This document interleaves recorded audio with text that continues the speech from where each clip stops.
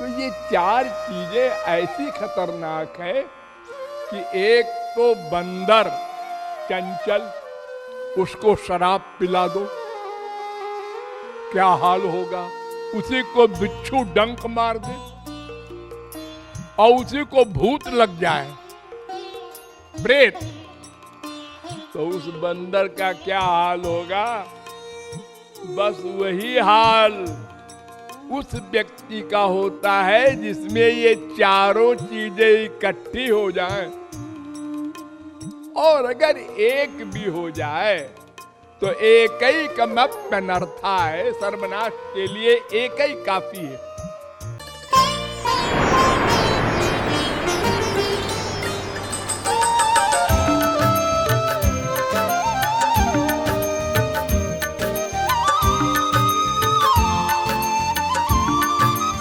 हाँ, दो विरोधी बात।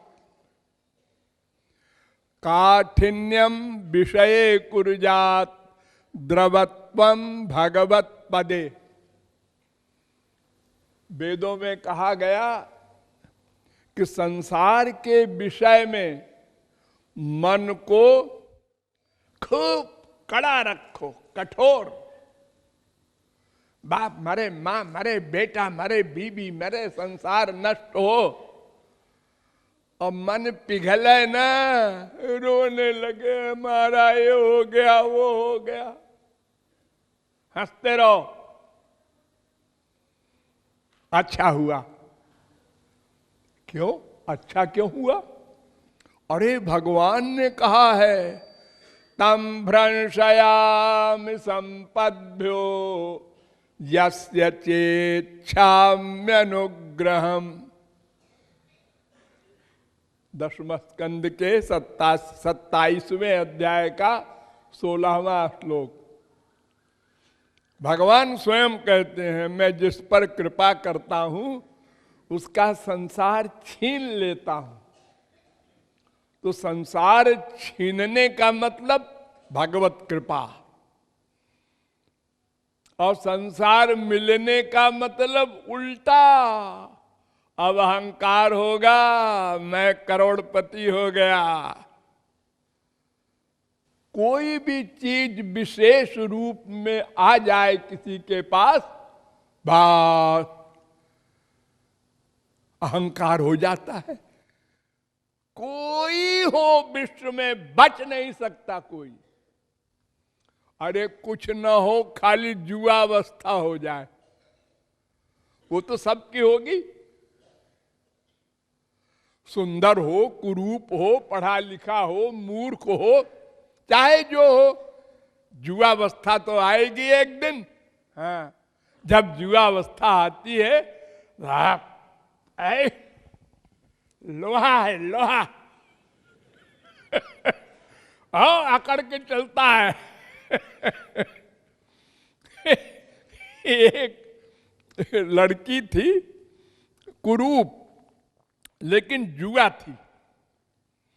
तो एक देवता उसको मिला और उसने कहा, बेटी कुछ वर मांग लो। तो उसने कहा, हम क्या वर मांगे, तुम्हें जो इच्छा हो दे दो। तो देवता ने कहा कि मैं सुंदर बना दूं। उसने एक झापड़ दिया, क्या मैं कुरूप हूं?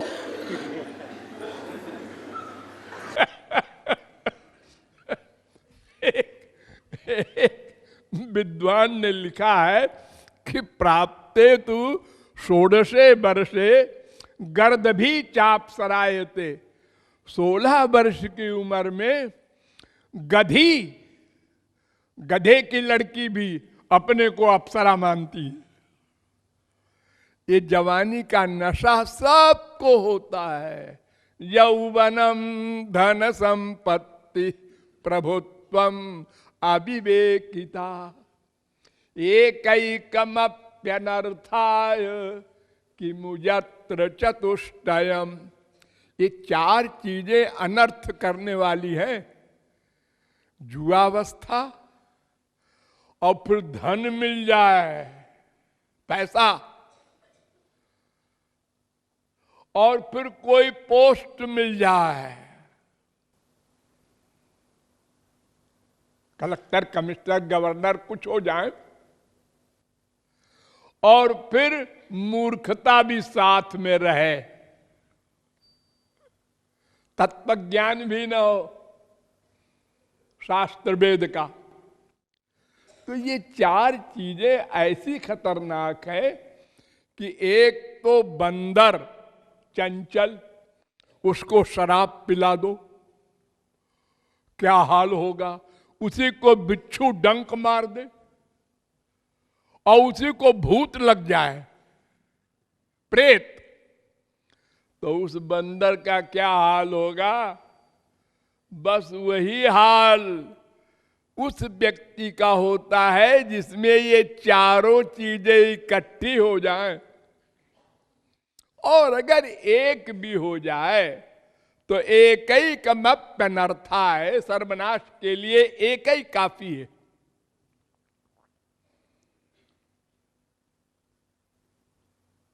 तो संसार मिलना, इसको सब समझते हैं, भगवान की बड़ी कृपा हो गई। हाँ, ये कृपा नहीं है। वैसे भगवान किसी का छीनते नहीं, किसी को देते नहीं, सब प्रारब्ध के अनुसार मिलता है।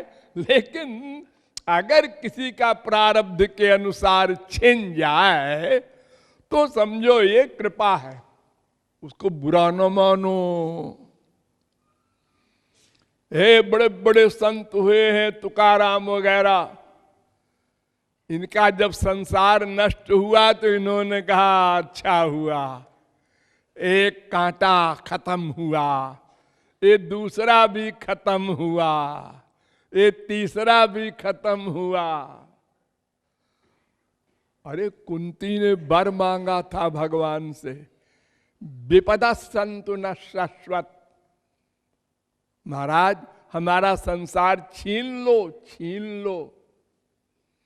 जन्म ईश्वर श्रुत श्री भी रेधमान मदपुमान, अरे नहीं को अस जन्मा जग माही, प्रभुता पाई जाहि मद नाही, श्रीमद बक्र न की न केही। सब पागल हो जाते हैं।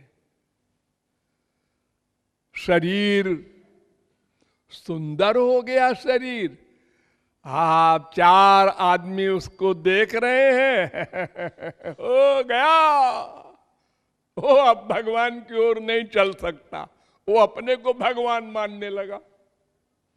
हाँ? और जब वही अधिक उम्र का हो गया और कोई उसकी ओर देखता नहीं तो कहता है हाँ, एक दिन तो मेरे पीछे पीछे लोग घूमते थे, एक झलक मिल जाए, अब आज मैं खड़ा हूं कोई देखता ही नहीं। हाँ, वही शरीर है, दूसरा नहीं। ये जितनी सुंदरी है विश्व सुंदरी कहलाती हैं।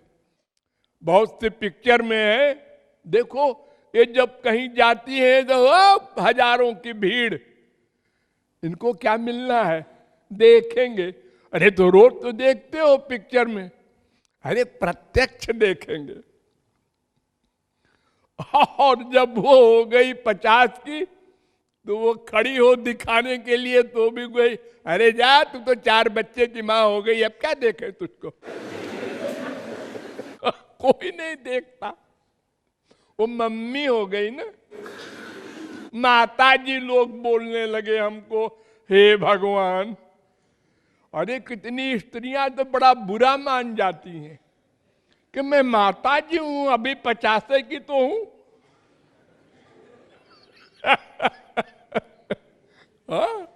ये ऐसा अहंकार का रोग है, सबके पीछे लगा है। और आप लोग जब अकेले में सोचते हैं मुझे क्या अहंकार है, कुछ नहीं, बड़े आराम से अपने आप फैसला दे देती है बुद्धि। अरे बुद्धि में तो अहंकार है, वो भला बुद्धि अपने खिलाफ जजमेंट क्यों देगी? क्यों बुद्धि देवी? अपन कुछ अहंकार रखते हैं? नहीं, बिल्कुल नहीं। हाँ, और लोग रखते हैं, अपन तो नहीं रखते। अरे वो नेचर है, नेचर। भगवत प्राप्ति के बाद वो मिटेगा, उसके पहले कोई नहीं मिटा सकता। हाँ, तत्वज्ञानी उसको दबाए रहता है, कंट्रोल में रखता है। जो तत्वज्ञानी होता है, जो शास्त्र वेद का तत्व ज्ञान मस्तिष्क में रखता है हमेशा, वो जानता रहता है ये सब दुश्मन हैं, इनसे होशियार रहो। तो संसार के प्रति कठिन बनो, कठिन। काठिन्यम विषय कुरजात, पिघलो मत। लड़की विदा हुई, वहां भी आंसू। गुरुजी विदा हो गए, वहां भी आंसू। ये क्या है? कैसी जीवात्मा है? या तो भगवान के निमित्त आंसू निकले, और अगर मरना ही है तो संसार के पीछे मरो, फिर काहे को भगवान के पीछे जाने का दावा करते हो?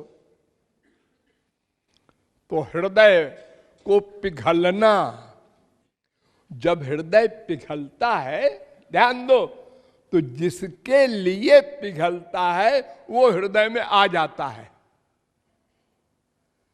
ये फिलॉसफी है, अकाट्य।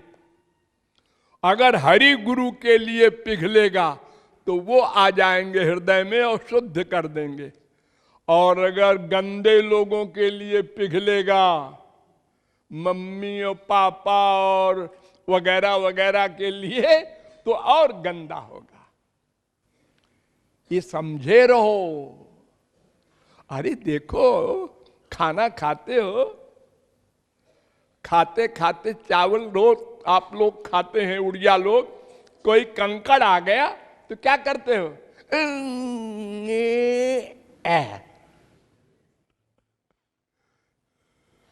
उसको बाहर निकाल देते हो ना। ये दुश्मन है, कहां आ गया बीच में। तो उसी प्रकार ये संसार सब हमारा दुश्मन है, आत्मा का सर्वनाश कर रहा है अनादिकाल से, अपनी ओर खींच खींच के। हमको मम्मी मान। अरे अनंत मम्मी हो चुकी, किस किस को मानूं? मैं मर जाऊंगा फिर एक मम्मी बनेगी, फिर मर जाऊंगा फिर एक मम्मी बनेगी। अनंत मम्मी बन चुकी। मनुष्य ही नहीं, एक कुतिया, ये बिल्ली, एक गधी, जिनको देख के हम हंसते हैं, ये सब हमारी मम्मी बन चुकी हैं। हाँ, तो आप लोग समझ गए होंगे कि भगवान के विषय में हृदय पिघले और संसार के विषय में बिल्कुल नहीं पिघले, कड़ा बना रहे, तब भगवत प्राप्ति का मार्ग प्रशस्त होगा।